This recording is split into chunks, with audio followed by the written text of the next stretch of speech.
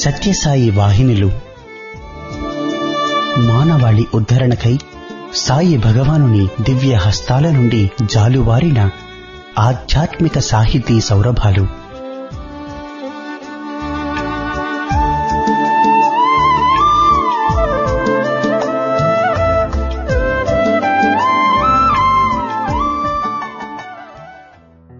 ఓం శ్రీ సాయిరాం.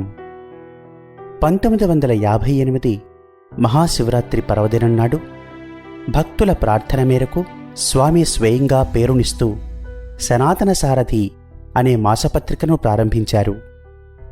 సత్యసాయి భగవానుడే స్వయంగా ప్రేమవాహిని, ధర్మవాహిని, జ్ఞానవాహిని ఇలా 15 వాహినుల పేరిట 26 ఏళ్ల పాటు ప్రతి మాసం వ్యాసాలను సనాతన సారథికి అనుగ్రహించారు. సాయి తత్వబోధ, సాయి ప్రేమ సారం ఈ 15 వాహినులలో నిక్షిప్తమై ఉంది. ఆ వాహినుల పరంపరలోని ఇప్పుడు మీరు వినబోయేది సత్యసాయి వాహినిలోంచి ఒక భాగం.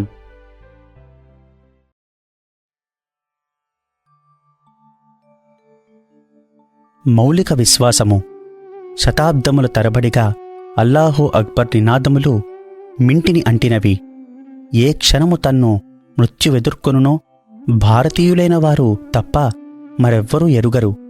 ఇట్టి ఘోరాపదల పాలైనదియు ఇట్టి దాస్యమనుభవించినదియూ అగు దేశము ప్రపంచ చరిత్రయందు ఇంకేదీయూ లేదు. అయినను మనము ఇప్పటికినీ ఇంచుమించు పూర్వకాలపు జాతిగానే ఉన్నాము. ఇంతేకాదు, ఇటీవల కానవచ్చు కొన్ని చిహ్నములను పట్టి మనము బలిష్ఠులమై ఉండుటే కాక విస్తరిల్లుటకు కూడా సంసిద్ధులమై ఉన్నామనియు స్పష్టమగుచున్నది. విస్తరిల్లుటే కాదు జీవచిహ్నము. నేడు భారతీయ సిద్ధాంతములు, భావములు భారతదేశపు సరిహద్దుల లోపలనే అణిగియుండుటలేదు. మనకు ఇష్టమున్ననో లేకున్ననో అవి దేశాంతరములలోనికి చొచ్చి పరిక్రమించుచున్నవి. ఇతర దేశ వాంగ్మయములలోనికి వాని సారము దిగిపోవచ్చున్నది. అందు కొన్నిటిలో వారికి నిరంకుశాధికార పదవి కూడా చేపడుచున్నది.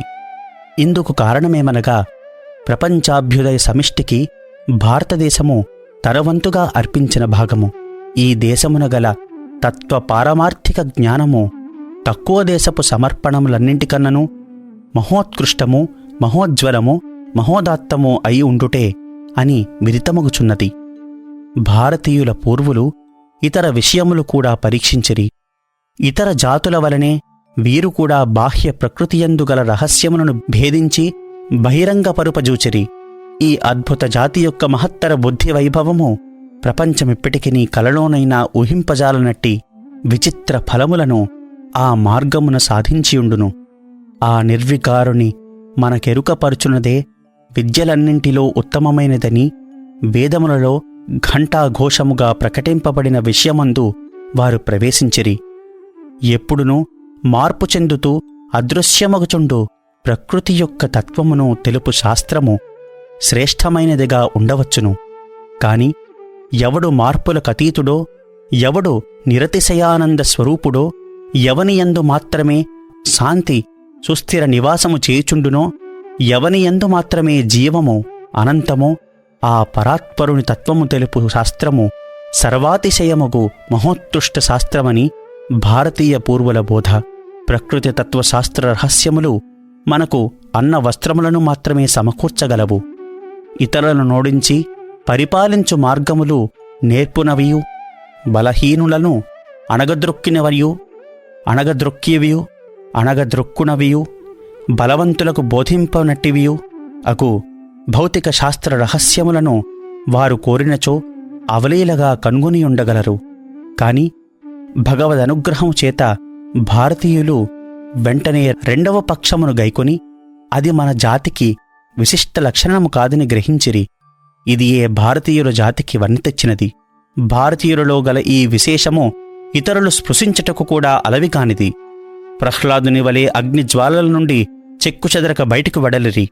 పరమార్థ దృష్టి లేని భారతీయులను భారతీయులుగా పరిగణింపరైరి. ఆనాటి నిజ భారతీయులు ఇతర దేశములందు మానవుని దృష్టిలో మార్గదర్శకులు.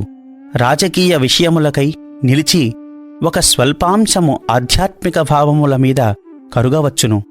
కాని భారతదేశమున పారమార్థిక జీవితమును నడుపుటే ప్రప్రథమ కర్తవ్యము. ఆ పైన ఇంకేమైనా అవకాశము లభించినచో తమకు గల పారమార్థిక శక్తులన్నింటినీ తాము వెదికి సేకరించుట అత్యావశ్యకమని గ్రహించిరి. ప్రాచీన కాలమున ఇదే జరిగెను. భారతీయ పారమార్థిక తత్వమును జాతి సమైక్యమనగా చెల్లాచెదురై పడియుండ పారమార్థిక భావములన్నింటినీ ప్రోగుచేయుట అనియే అర్థము. భారతీయ పారమార్థిక తత్వమున జాతి సమైక్యమనగా చెల్లాచెదురై పడియుండు పారమార్థిక భావములన్నింటినీ పోగుచేయుట అనియే అర్థము. భారతదేశమున జాతి అను మాటకు ఒకే పారమార్థిక రాగమునకు తాళరూపముననొకటిగా స్పందించు హృదయములు గల వారి యొక్క కూడిక అనియే అర్థము. ఈ మతమునకు ఆధారభూతములకు సూత్రములు ఆకాశముల వలె విశాలమును ప్రకృతి వలె శాశ్వతములుగా అయినవి. ఆ సూత్రములకెంతో సూక్ష్మరూప వివరణము కల్పింపబడినను సూత్రములలో గల వైశాల్యము వలన మతశాఖలెన్నియో వాని ఆధారముపై ఉత్పన్నమగుట సహజమే కదా. కావున ఇచట శాఖా సంప్రదాయ బృందములుండియే తీరవలెను. దాని శాఖ సంప్రదాయ వైరములు మాత్రము ఉండనవసరము లేదు. శాఖా వైరముచే దేశమునకు శ్రేయస్సు చేకూరతుగాని శాఖా బృందములుండనది లోకము పురోగమింపజాలదు. లోకమును గల అనంత శక్తి రాశినంతటినీ ఒక స్వల్ప మానవ బృందము పరిపాలింపజాలదు.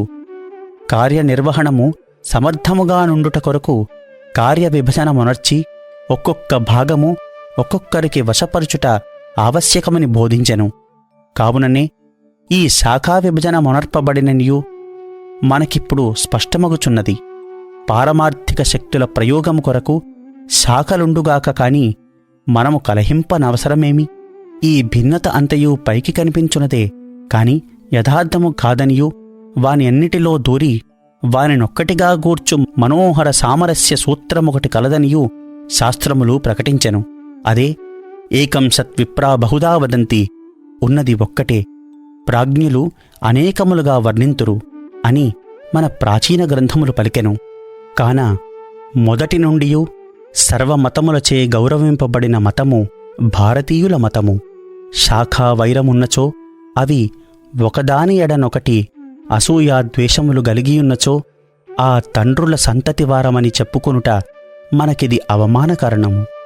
మనము ఏ సంప్రదాయ సిద్ధ వేదాంత మతావలంబులమైనను ఆధునిక వేదాంత మతావలంబులమైనను అందరము అంగీకరించు మహోదార సూత్రములు కొన్ని కలవు.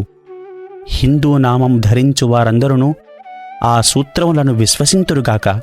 ప్రతివాడు ఒకే భావమునకే కట్టుబడి ఉండవలనను నియమము భారతీయులకు లేదు. ప్రతి వానిని మన వ్యాఖ్యానమునే అంగీకరింపుమని, మన పద్ధతులనే అనుసరించి జీవించమని బలాత్కారపరచుట మహాపాపమని భారతీయ పరమార్థము. ఇందు ప్రప్రథమ సూత్రము వేదములు సనాతన ధర్మమును బోధించును. ఈ పవిత్ర వాంగ్మయము ప్రకృతితో పాటు అనాది సిద్ధమై ఆద్యంతరహితమై వెలియుచున్నదనియు తత్సాన్నిధ్యమున మత విషయక పరిశ్రమములు అంతముందు తీరవలననియు మనము విశ్వసించక తప్పదు. పరమార్థిక భావభేద విషయమున తుది పరిష్కారము ఇందే లభించుననియు మనము అందరము అంగీకరించు విషయము. వేదములుగా పరిగణింపవలసినది వేనిని అని విషయమును మన దృక్పథములు భిన్నములై ఉండవచ్చును. నీవు బోధించు ఈశ్వరుడు ఎట్టివాడైనను కానిమ్ము, అది అప్రధానము. ఆ భేదభావముల గూర్చి మనకు వివాదము వలదు. ఈశ్వరుని బోధించితిరేని అదియే చాలును. ఆ భావములో ఒకటి మరొకదానికంటే మంచిదిగా ఉండవచ్చునుగాని అందేదియునూ చెడ్డది కాదని ఎరుగవలెను. ఒకటి యోగ్యము, ఒకటి యోగ్యతరము, మరొకటి యోగ్యతమము కావచ్చును. కాని అయోగ్యమనున్నది భారతీయ పరమార్థమునందు లేదు. కావున మనకిష్టముకు ఏ రూపములలోనైనను సరే ఈశ్వర రూపమును బోధించువారందరినీ ఈశ్వరుడు అనుగ్రహించుగాక. ఈ విషయము ఎంత అధికముగా జరిగినా మనకంత శ్రేయస్కరము. ఆ భావము ఈశ్వర భావమునకు సంబంధించిన భావమై ఉండాలి. దానికి శుష్క దరిద్రుడు, ధనాధికారి అను భేదము లేదు. ఈ భావమును కూడా భారతీయ బిడ్డలకు బోధించవలెను. ఆ బిడ్డలు ఈ భావమునందే పెరగవలెను. ఈ జగత్తు కొన్ని వేల సంవత్సరముల క్రిందటనే కల్పింపబడిననియూ ఎప్పుడో ఒకనాడిది శాశ్వతముగా అంతరించుననియూ ఇతర దేశీయులు జాతులు విశ్వసించినట్లు భారతీయులు విశ్వసించరు. జీవాత్మయును జగత్తును శూన్యము నుండి పుట్టింపబడిననియూ భారతీయులు అంగీకరించరు.